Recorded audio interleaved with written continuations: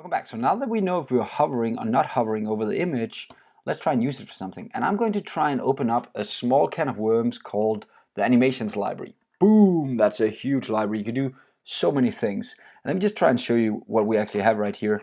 This is the animations library from Angular. You can go into Angular.io, fundamentals, template binding, animations.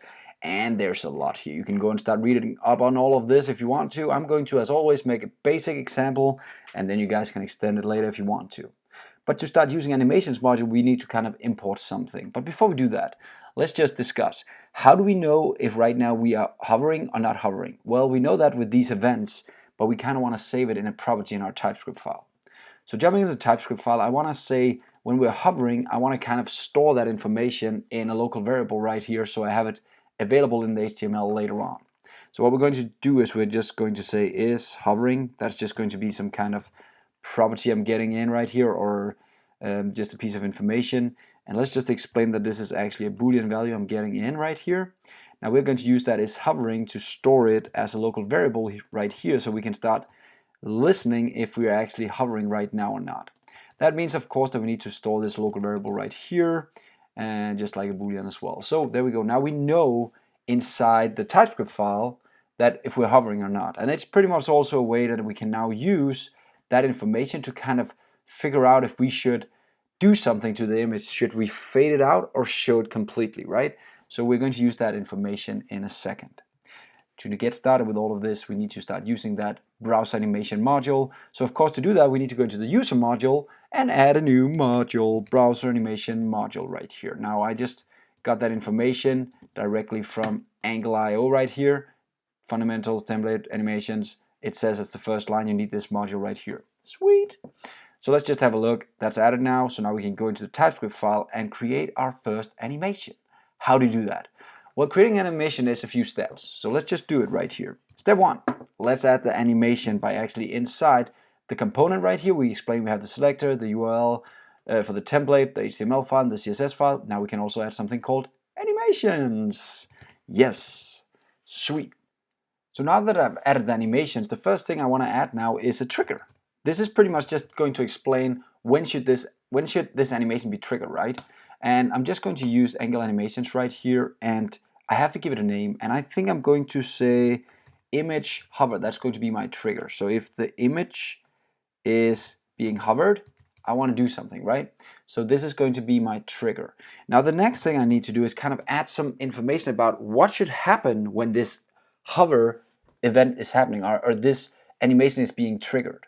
I'm going to add now states. So I'm going to explain to the system that I have different states, different scenarios when this is actually going to happen. The first scenario that I want to kind of add to my animation right here, notice again I just added another import, is going to be when I'm hovering. So when I'm above this guy, what should I actually do?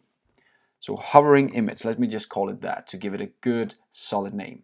When I'm hovering the image, I need to explain that I'm going to do something now, right? I'm going to add a style, I'm going to add a change to my system. Now you do that by starting out adding a style right here, another thing we need to import. And that style, we're actually going to explain to that guy and pass into that guy an actual JavaScript object that can explain what should you do, what should be changed for this object right here, or this tag right here. Now you do that by adding a parenthesis and adding curly brackets in here and just importing the style right here. And now in here you can now explain what are we going to change. And I want to change the opacity in my case. And I want the opacity, if I'm hovering the image, to be set to 0.3. That's going to be the opacity if I'm hovering my image. So pretty much fading the image out a little bit. Okay, I need another state. What when I'm not hovering the image? So let's just add another one here where it just says not hovering image, not hovering image. And that's going to just set the opacity back to 1, right? So pretty much just meaning that when I'm hovering, I want to do something. When I'm getting back out and not hovering, I want to go back to the normal state. So that's cool. You can add one more thing, and I want to do that as well. I want to add some kind of animation that kind of shows when I'm going between these two different states. You do that by adding a transition. Again, that makes sense. I'm transitioning from one state to another. What do you want to do? I want to do something very specific. I want to say when I'm going from the hovering, when I'm going from this guy to the state of not hovering, I want to actually animate my system. So I'll say animate right here. And again, notice I have to import that as well. A lot of imports, I know, you'll live with it. I want to animate, and what I want to do is I want to use 200 milliseconds to ease in. I know you guys are saying like this. This is madness. What the heck? What? Huh? There's a lot going on right here. So I think we should, before we end this video, just try and use it so you guys can get a feeling of how cool this actually is before you just give up and say, oh my god, this is madness. Again, go and read all the documentation. There's a lot of good documentation on Angular about this. I just want to show you guys a very simple example right here.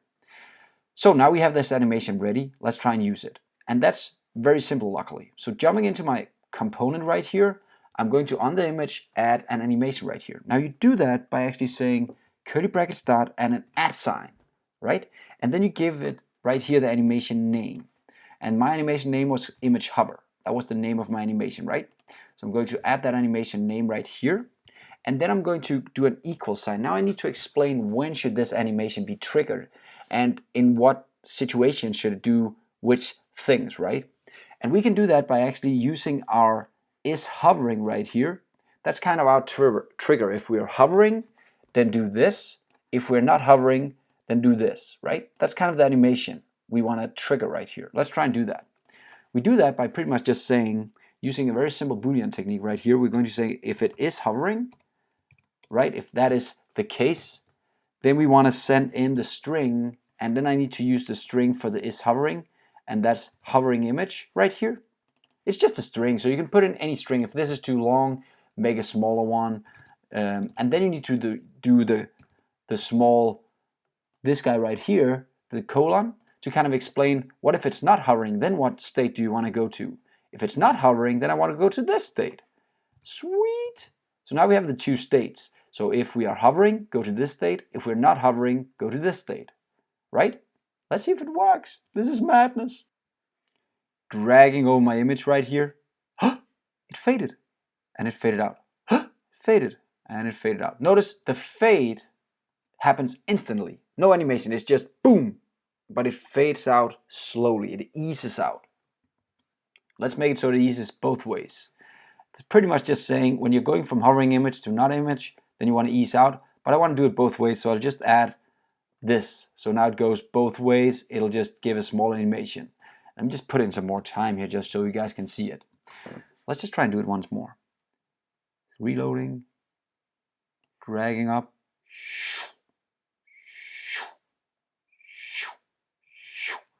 The sound effects is me. See you next time, where we'll kind of use this some more and kind of dive into this a little bit to explain it again. But we just made a hovering effect with an animation in Angular. See you next time. Have fun.